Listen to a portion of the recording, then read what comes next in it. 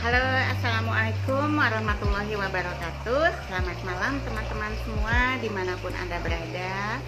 Kembali lagi kita malam hari ini bersama saya Dr. Natalina dalam acara Bincang Santai Cat Lovers. Sudah join. Assalamualaikum warahmatullahi wabarakatuh, Dok. Waalaikumsalam, Dok. Sehat, Dok? Alhamdulillah baik, Dok. Dokter gimana? Alhamdulillah sehat juga. Kami tadi nunggu selesai azan dulu. Sudah selesai azan. Oh iya. Bisa diceritakan nggak sih, Dok, vaksinasi itu sebetulnya apa, manfaatnya apa? Iya, baik, Dok. Jadi yang perlu pertama kali kita tahu ini, vaksin ini kan antigen ya, Dok ya, yang dimasukkan ke dalam tubuh kemudian untuk menggertak terbentuk antibodi terhadap suatu penyakit itu. Atau sederhananya virus lah atau bakteri yang istilahnya sudah dilemahkan kemudian dimasukkan ke dalam tubuh, nanti dengan itu antibodi akan terpancing untuk penyakit yang dimasukkan gitu. Jadi kalau memang nanti ada penyakit yang menyerang, jadi dia antibodinya sudah terbentuk. Gitu. Itu berarti kan virus yang dimasukkan ke dalam tubuh si kucingnya. Iya, berarti betul. Kalau kucing akan dimasukkan virus, itu apa nanti nggak jadi sakit, Dok, kucingnya? Ya, itulah tadi yang saya bilang, Dok. Jadi vaksin ini virusnya itu yang istilahnya sudah dilemahkan, Dok ya. Jadi dimasuk ke dalam tubuh, jadi tidak berbahaya lagi. Jadi dengan dimasukkan itu nanti tubuhnya akan merespon, jadi terbentuk antibodi gitu. Nah, jadi bukan berarti nanti setelah divaksin, Dok, kucing saya sudah divaksin tapi kok masih jamuran, kok masih sakit. Jamur nggak ada vaksinnya, jamur diobatin gitu loh. Jadi nggak ada hubungan dengan vaksin gitu loh. Itu ada syarat-syarat juga, Dok, supaya kucing kita itu bisa divaksin? Iya, ya kalau syaratnya, Dok, yang pertama kan memang harus sehat, Dok ya. Di umur 2-3 bulan udah boleh divaksin, kemudian kucingnya harus memang sehat, diperiksa dulu ke dokter hewan. Yang menentukan sehat itu bukan kita, tapi dokter hewan. Kalau kita kan cuma bisa melihat dari fisik luar aja mungkin ya, oh ini kurang sehat, oh ini sehat. Tapi ketika dibawa ke dokter hewan belum tentu yang kita lihat sehat itu akan sehat gitu. Mungkin beda lagi karena pemeriksaannya kan lebih jauh lagi gitu. Kemudian sebelum divaksin ini obat cacing juga harus diberikan. Berapa lama, Dok, berikan obat cacing baru kita vaksin? Di umur 2 bulan itu sebetulnya nggak harus nunggu vaksin, Dok. Jadi umur 2 bulan itu udah boleh diberikan obat cacing dengan beratnya itu minimal 1 kilo, Dok.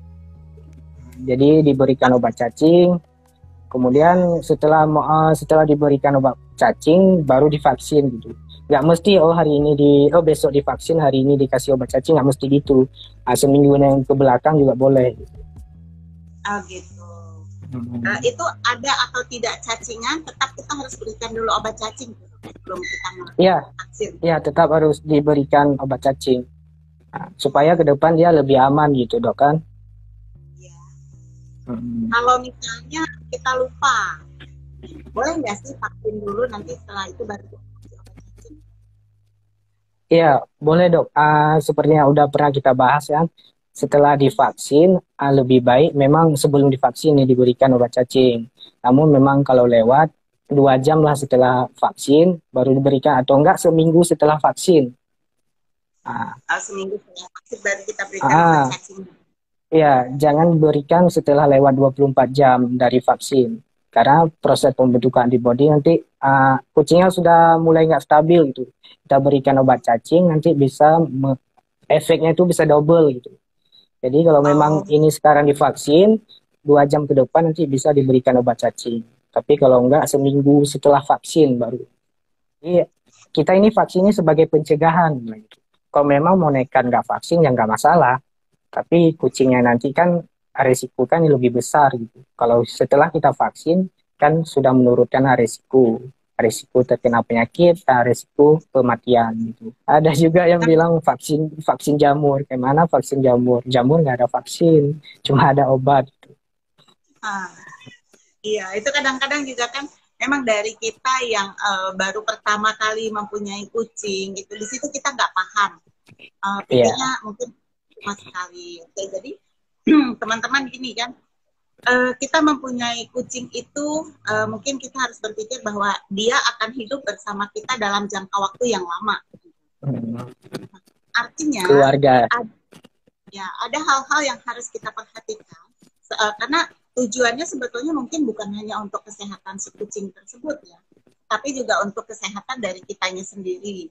Seperti contohnya salah satunya rabies tadi ya dok, karena bisa diturunkan juga bisa menular juga ke kita kan. Nah, kemudian nggak usah takut keluarin uang hanya untuk vaksin. Kebanyakan kan kayak gitu, nanti udah gitu nawar-nawar, di mana ada yang murah gitu, bisa diskon enggak, kan kayak gitu ya dok ya. Padahal kalau misalnya kita pikir-pikir lagi, taruhannya yang sedang kita pertaruhkan adalah nyawa dari kucing kita. Ibaratnya kita keluarkan uang sekarang 200.000 untuk investasi kesehatan dia sampai dengan setahun ke depan. Karena sampai misalnya kita janganlah sayang nih uang 200.000 atau apa, akhirnya dia kena sakit, biaya pengobatan akan lebih mahal daripada biaya vaksin ya dok. Iya, berlipat-lipat dok. Jadi buat apa kita sayangkan di awal kan, kalau udah kejadian nanti ya mau gimana lagi, kita harus tetap keluarkan lebih banyak.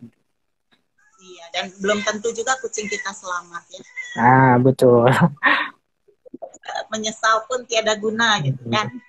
Iya. Oke dok, lanjut nih, ada pertanyaan dari Novan Wahyu.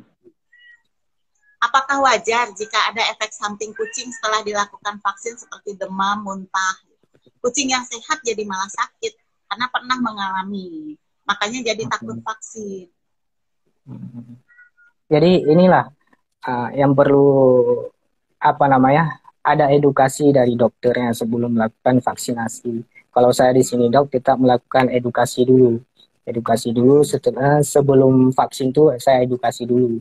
Kemudian setelah vaksin nanti akan menurun nafsu makan, kemudian dia lemas atau demam lah kita bilang, bisa demam karena itu masih proses pembentukan antibodi dia. Itu sangat-sangat wajar, bukan wajar tapi sangat wajar. Setelah vaksin itu terjadi demam. Jadi dalam rentang waktu semingguan itu jangan dimandikan. Dia lebih baik tetap di rumah aja, jangan dibawa keluar dulu. Karena nanti kalau dibawa keluar itu lebih rentan dia terkena penyakit yang lain. Karena kondisi tubuhnya itu sedang tidak stabil. Kemudian setelah seminggu nanti itu insya Allah sudah kembali normal. Makanya nanti setelah dalam masa rentang waktu seminggu itu dia kan demam, jangan diberikan obat cacing dalam masa waktu itu, karena nanti efeknya lebih bisa menjadi lebih lemas lagi, bahkan bisa terjadi muntah.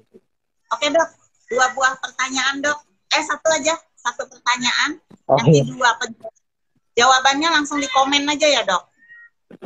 Ya boleh. Jadi sebutkan 5 jenis penyakit yang sering menyerang kucing. Yang memang perlu penanganan vaksin. Yang bisa dicegah dengan vaksin. Iya. 5 penyakit. Siapa cepat komen, tulis terus di komen. 2 tercepat dan benar itu yang akan mendapatkan giveaway dari Cat Lovers Banda Aceh. Khusus untuk wilayah dan Aceh besar. Nampaknya Abdi yang ikutan nih. Ini Bu Ira Haryono dari Banda Aceh. Cepet ketik Bu, jawab di komen. Kemudian tadi ada Mahdi lagi kan. Kalau nggak sempat atau nggak jawab di sini, boleh di DM aja ya. Ya. Itu mudah kok, cepat tuh, singkat aja.